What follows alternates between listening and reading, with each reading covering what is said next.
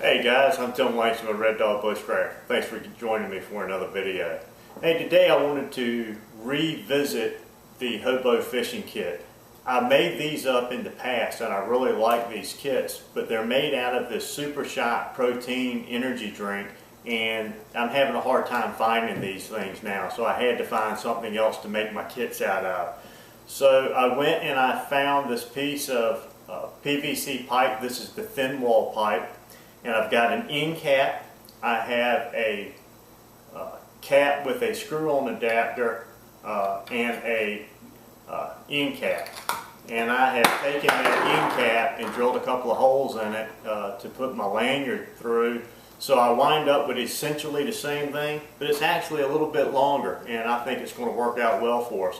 So stand by, stay here with me, and I'll bring you a little bit closer and we'll build one of these kits. Okay guys, I brought you in a little bit closer for kind of an over the shoulder shot here. I'll show you exactly what I've done. First, I've taken my threaded cap and I've run a piece of 550 cord through it. I drilled 2 holes here just large enough for my 550 cord to go through, and what that's going to do is give us a lanyard so that when we're casting this thing it doesn't slip out of our hands. This threads onto the end of the threaded cap, and we're going to glue the threaded cap on this end and put the non-threaded cap, that's just called an end cap, on the other end. Now this is going to be the end that our line comes off of when we're casting, and this will be the end, of course, that we run our lanyard through. I do this because this transition here with this rounded cap will help the line come off and give us a much smoother casting capability. There is a lip here, and I'm going to fill that with a little bit of tape once we get this thing glued up, and I'll taper it so that there won't be a lip there to catch the line. Now I'm just going to use a little bit of 2-piece epoxy to glue this up, so give me a minute to do that and I'll be right back.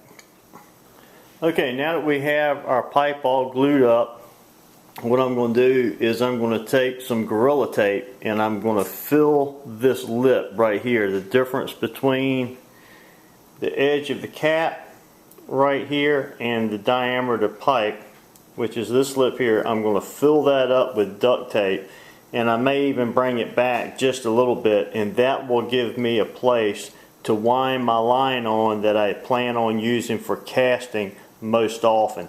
Now the rest of this I will backfill between the duct tape with some heavy braided line that I can use as trout line or some drop rig lines or jugging lines, whatever I might need. But I usually use somewhere between a 50 and 100 pound test line for that, and that will make up the rest of the difference. And I'll just put a couple of Ranger bands.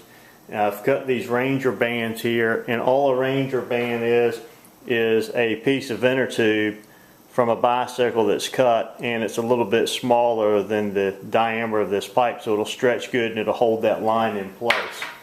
Now to terminate the line on the end, I'll either use an improved clinch, or if you don't know that one, just a simple clove hitch with a safety in it will work, just so that your line doesn't fly off of your Hobo Fishing Kit. So let me get that tape on there and I'll be right back. Okay, we're back and we've got our tape on here now, and I can feel no lip between the end cap and the duct tape, so we're in good shape. Now what I'm going to do is I'm going to fill this area in with a heavy mega braid Dacron line. Okay, so here we are putting on the braided line, and all I do is I start winding it up on here, making sure I don't overloop it, overlap it, and then I just pull it down, keeping the line nice and tight on the pipe as I wrap it and pulling it down often. Now you might want to ask, could I use some number 36 bank line in place of this if I don't have one of these big old spools of mega braid? And the answer is absolutely yes. As a matter of fact, I prefer the heavy tarred bank line.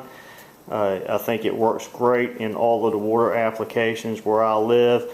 Plus it's a lot easier to wrap and hold in place. But this is what I've got, so that's what I'm using today. Okay, as you can see now we have our braided line placed on here, or like I said, you can use your tarred bank line, and the ends have Ranger bands on them, and I put a large Ranger band up here just because that's where my hand's going to be most of the time. Now what I'm going to do is I'm going to put this 15-pound test braided fishing line on the end, and I'm going to put twice as much as what I need. I'm going to terminate the line by tying it on to the Hobo fishing system right over top of the tape, and I'm going to just flake enough line on the ground that I can take a 1/2 ounce sinker and throw it with one hand and see how far I can throw it. And this is just a nice underhanded toss, and that will represent how far I can throw a split shot with a small float and some bait and hook. And I'm going to take that amount of line and I'm going to double it. I'm going to put half of the line on. I'm going to put a small postage size piece of tape on top of the line, and then put the rest of the line on top. And what that does is when you're holding this line like this and you cast it, it has a tendency to backlash on the reel. But if you only have as much line on here as you need, if you catch a really big fish or if you mess up the end of your line, you have to tie another piece of line on. But by having twice as much, I can just flake out as much more line as I need. Or if I catch a really big fish and I have to roll it like this and let him take some line, I can do that, and that small piece of tape will just come right off. But that small piece of tape will hold all of the line underneath the tape tight so that I don't get loose line as I'm doing each individual cast. So it gives you that backup line all in the same place without a worry of fraying. So I'll get that loaded up now.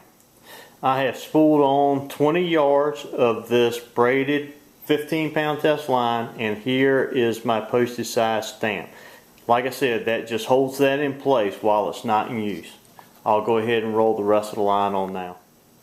Okay, so here's our completed kit, and I just wanted to show you a couple of the lures that you can put inside of this kit and some other fishing equipment that you can utilize.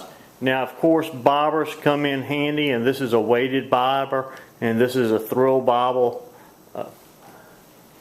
bobber, I meant to say. And you can also put a selection of lures in here. But I also have this bag here. Let me see if I can zoom in on that. And that is full of a variety of hooks. I have another spool of line. This is a 10-pound test braided line. I have some larger sinkers in here, some egg sinkers, and some split shot sinkers, and a variety of hooks. I like to utilize the small zip top bags. This is a pill bag found at most pharmacies. I put my lures inside of that, and that helps keep those separated and keeps them from getting tangled up and messed up. Keeps them dry, keeps the hooks from rusting. Well, here's our finished product, all ready to go fishing. It's loaded up with a variety of different size hooks, because remember, not only our small hooks from our small fishing kit or our basic fishing kit is important here, but we can also now, because of the extra room and our heavier line, the reel capabilities, we can utilize this to catch some bigger fish. So there's some larger circle style hooks in there for setting up that trout line.